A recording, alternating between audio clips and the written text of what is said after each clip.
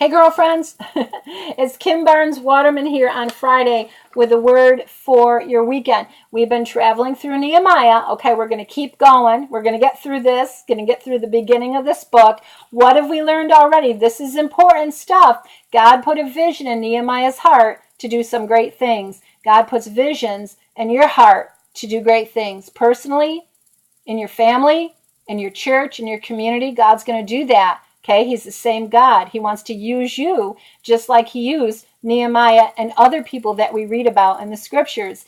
Right off the cuff, the enemy didn't like that God put a vision in Nehemiah's heart. So there was opposition. You know what? You're going to have it. You're going to have opposition. I'll help you learn how to walk through that. You're going to fight the good fight. You're going to be victorious in the vision God's put in you. Okay? Then we learned that Nehemiah, what did we learn? Nehemiah went and he looked around the mess. He wasn't afraid to look at his mess. Don't be afraid to look at your messes. Don't be too ashamed to look at your messes. Jesus will go with you. Okay. Then, he asked for help.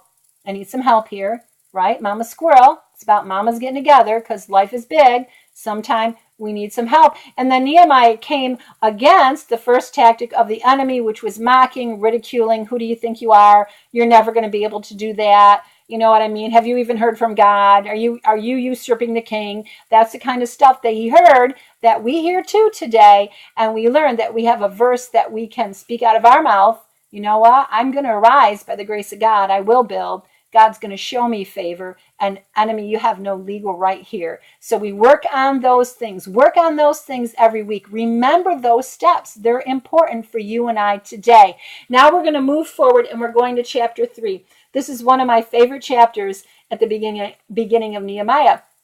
Here's what's happening is that Nehemiah instructs the walls to be rebuilt, but what he does is he stations people in families, okay? And families each build their own section of the wall. I just love this, such a beautiful picture. So you got the Waterman family restoring the wall right here.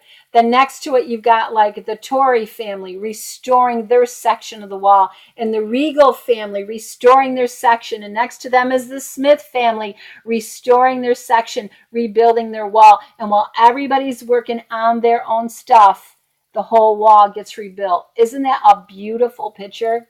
So remember, when you're laboring, when you're working, when you're rebuilding your stuff, your life stuff, the walls around your family, those messes that you've been in, there's other people laboring in the same situations, circumstances, trials.